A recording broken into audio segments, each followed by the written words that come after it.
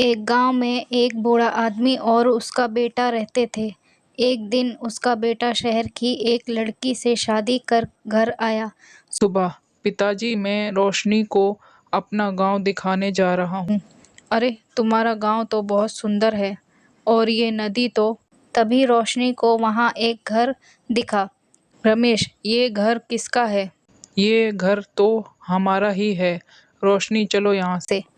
फिर वो दोनों घर वापस आ गए। तुम्हारे नदी के पास वाले घर में रहने चले हम। नहीं बेटा, वो घर रहने के लायक नहीं है। नदी के उस पार भूतों का डेरा है। लेकिन रोशनी रमेश को किसी तरह मना लेती है। आधी रात को अचानक नदी के उस पार से डरावनी आवाजें आने लगी।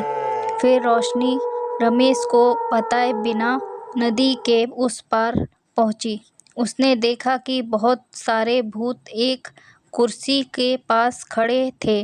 तभी एक ने रोशनी को देख लिया और बोला, देखो, भूतों के राजा ने हमारे लिए प्रसाद भेजा है। फिर सारे भूत रोशनी की तरफ बढ़ने लगे। तभी भूतों ने रोशनी को घेर लिया। तभी वहां रमेश भी आ गया। भाग जाओ यहाँ से, तुम्हें मेरी कसम, अपनी जान बचा लो प्लीज। नहीं, मैं तुम्हें छोड़कर नहीं जाऊंगा। लगता है मैं अब बच नहीं पाऊंगी। तुम अपनी जान बचा लो, जाओ यहाँ से। मैं उन भूतों से रोशनी की मौत का बदला लूंगा। रमेश बेटा, मैंने तुम्हें मना किया था ना कि वहां रहना मत जाओ, पर तुमने मेरी बात नहीं मानी। पिताजी, मुझे माफ कर दो। मुझसे बहुत बड़ी गलती हो गई। पर अब क्या कोई रास्ता नहीं? मैं उन सारे भूतों को खत्म कर देना चाहता हूँ। एक तरीका है, तुम्हें 29 दिनों तक हवन करना होगा और 30वें दिन आहुति देनी होगी। मैं तैयार हूँ पिताजी। मैं अब उन भूतों को भस्म कर दूंगा।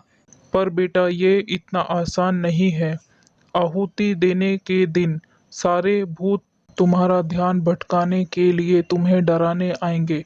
पर अगर तुम बिना डरे हवन को पूरा करते हो तो आहुति देते ही सारे भूत भस्म हो जाएंगे। आहुति वाले दिन सभी भूतों ने रमेश को डराना चाहा, पर रमेश बिना डरे हवन करता रहा। रमेश ने जैसे ही आहुति दी, सारे भूत भस्म हो गए।